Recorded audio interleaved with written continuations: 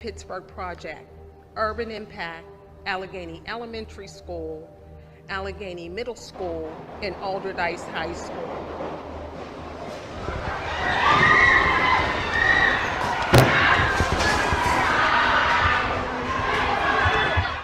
Let's go! Yeah! Yeah! Where my pops at? Where my pops at? Yeah! Yeah! Hey, tell him, Jit! Tell him, Jit! Yeah! Late on October 15th, 2022, a tragedy struck at a Pittsburgh gas station. Around 3 p.m., police rushed to the Sunoco on Cedar Avenue after reports of drive-by shootings. They found 3 young men lifeless on the roadside, riddled with bullet wounds. Just 13 days later, during a funeral for one of the victims, a masked gunman stormed in, firing at mourners in a heartless attack. What should have been a moment of closure became a nightmare. But the darkness didn't end there. This is the story of John James Horneasus Jr., a life cut short too soon. Please take a moment to like and subscribe to be part of our growing community, and drop a comment telling us where you're watching John James's story from. Born in 2002 in Pittsburgh, John was a 20-year-old with a bright future ahead. He was the kind of person who'd give you his last dollar, stand up for a friend, or crack a smile to lift your spirits. Basketball was his passion, a way to channel his energy, find focus, and escape life's challenges. On the court, he was alive, chasing dreams with every shot. Off the court, John was a loyal brother, son, and friend, full of love and quiet strength, even when life got tough. John was still figuring out his path, like many young people. He faced struggles, but carried himself with grit, dreaming of a stable life for himself and those he cared about. His laughter filled rooms, and his heart held big plans. But on that fateful October day, everything changed. That morning, John woke up like it was any other day. He made plans to meet 2 close friends at the Sunoco gas station on Cedar Avenue. They were just hanging out, waiting for a bus, maybe joking around or planning their next move. Nothing about that moment hinted at danger. But in an instant, their world turned upside down. A slow-rolling SUV crept by, unnoticed at first. Then, in a flash, gunfire erupted, tearing through the air and stealing John's life and the lives of his friends in a senseless act of violence. Without warning, the quiet street exploded with gunfire. Surveillance cameras captured a gut-wrenching moment. John James Horneasus Jr. and his 2 friends, standing at the Sunoco gas station, suddenly pulled out guns and unleashed a storm of bullets at a passing SUV. The vehicle was peppered with shots as the trio fired relentlessly. But they never saw what was coming. The people inside the SUV were armed too, and they fought back with equal fury. In seconds, the scene turned into a deadly chaos. Bullets flew back and forth, tearing through the air as terrified bystanders dove for cover behind gas pumps and car doors. What started as an ambush spiraled into a brutal shootout, with no one backing down. The cameras didn't just catch the violence, they recorded something even more heartbreaking. 2 women, Betty Jean Everett and Jacqueline Mahalik, who were simply waiting for a bus nearby, collapsed to the ground, struck by stray bullets that were never meant for them. Innocent lives, caught in the crossfire of a fight that wasn't theirs. In the midst of the chaos, a bullet struck 20-year-old John, cutting his life short. One of his friends took a shot to the leg but survived. The gunfire finally stopped, leaving behind a scene of devastation. Frantic 911 calls flooded in, and soon police and paramedics swarmed the area. First responders worked desperately, performing CPR and trying to save the wounded. But the damage was too great. John, Betty Jean, and Jacqueline were rushed to the hospital, where doctors fought to save them. Despite their efforts, all 3 were pronounced dead, their lives stolen in a matter of minutes. As police began to unravel the tragedy, they learned this wasn't a random attack. A feud had boiled over, erupting into a deadly clash between the young men at the bus stop and the people in the SUV.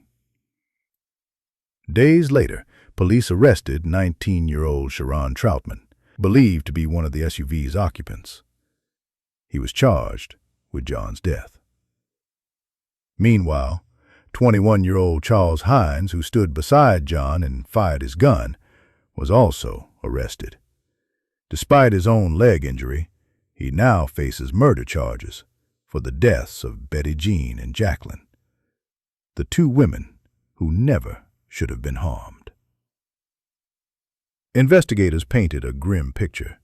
John, Sharon, and Charles were caught in a violent exchange, firing across Cedar Avenue in a reckless shootout. John's body was found just steps from a playground, a handgun lying beside him. A haunting image of a young life ended too soon. For Betty Jean and Jacqueline, the loss was unimaginable. They weren't just strangers at a bus stop. Betty Jean lived in a nearby high-rise, a familiar face in the neighborhood for 5 years. She wasn't just standing there, her loved ones cried. That was her home. Their deaths left families shattered, hearts broken, and a community reeling. The pain didn't stop there. When news of John's death reached his family, it crushed them. They were left grappling with grief, confusion, and disbelief. To them, John wasn't just a name in a police report or a face in a shootout. He was their son, their brother, their friend, a young man with a big heart, chasing dreams despite his struggles. He loved basketball, laughed loudly, and carried a quiet strength that inspired those around him. His loss left a hole that could never be filled. Despite their heartbreak, John's family wanted to give him a proper goodbye. They poured their love into planning his funeral, picking flowers, writing obituaries, and inviting those who knew him. On October 28, 2022, at the Destiny of Faith Church on Pittsburgh's Brighton Road, over 100 people gathered. Some came to grieve, others to honor a young man taken too soon. The air was heavy with sorrow as friends and family filled the sanctuary, some praying quietly. The gunfire sent people screaming and scrambling for safety, leaving 5 wounded. First responders rushed to the scene, working frantically to save lives. Paramedics tended to the injured, rushing them to hospitals where, thankfully, all 5 survived. But the scars of that day, both physical and emotional, would linger long after the wounds began to heal. The most shocking twist was yet to come. As police pieced together the crime, surveillance cameras became their greatest ally. Footage showed a black car near the church before and after the shooting, a key clue that led investigators to believe it was the shooter's getaway vehicle. Later that day, they found the car abandoned in Brighton Heights, just a short distance from the church. Detectives meticulously tracked the suspect's movements through more footage, following them block by block until the trail led to a neighborhood in McKees Rocks. There, police caught up with Shawn Davis and Hezekiah Nixon. The teens tried to escape, but their plan failed on the McKees Rocks Bridge where they were stuck in traffic. As officers closed in, both suspects jumped out of the car. One dropped a handgun on the road. The other, in a desperate bid to cover his tracks, hurled his weapon into the river below. But it wasn't enough to save them. Police arrested Shawn and Hezekiah on the spot, charging them with attempted homicide, aggravated assault, reckless endangerment, and firearms violations. A gun recovered from the Ohio River, matching the description of the one Nixon threw, was later linked to the crime, a stolen weapon with a bullet still in the chamber. As the investigation deepened, a heartbreaking truth emerged. John's family had feared this violence. In the days before the funeral, they were haunted by whispers of retaliation tied to John's death in the Cedar Avenue shooting. The tension was so thick, they begged for police protection at the service, terrified that the anger and pain surrounding John's killing would boil over. Their request was heard. Officers were supposedly assigned to keep watch. But when the funeral began on October 28, 2022, not a single officer was there.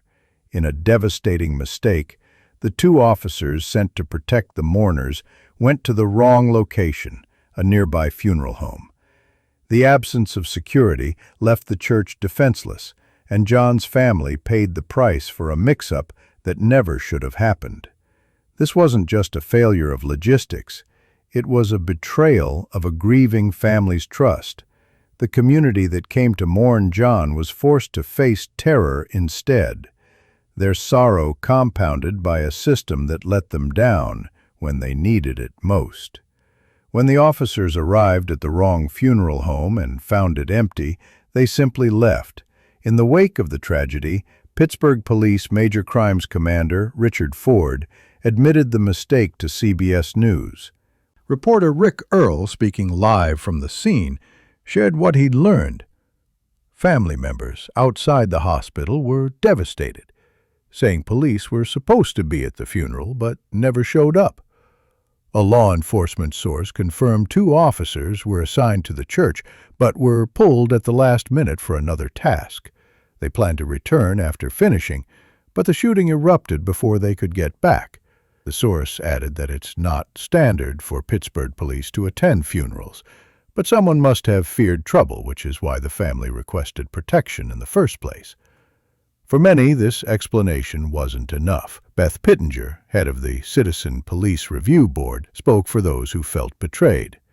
She argued that after John's death in a public shootout that killed innocent bystanders, police should have been at the funeral, request or no request. The 2 officers assigned to the service were reportedly suspended, but details about why or for how long remain unclear.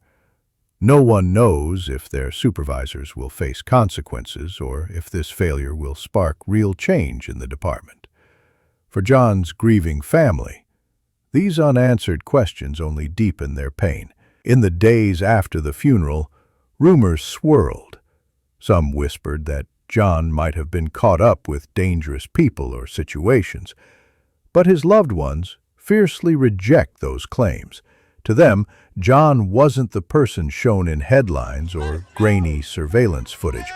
He was a young man with a huge heart, fiercely loyal to his family, always chasing peace in a world that made it hard to find. What should have been a sacred moment to say goodbye became a second crime scene, where the pain of one violent death exploded into more trauma. Despite it all, John's family holds tight to his memory. They remember a 20-year-old who lived for basketball, stood up for his friends, and faced life's challenges with courage.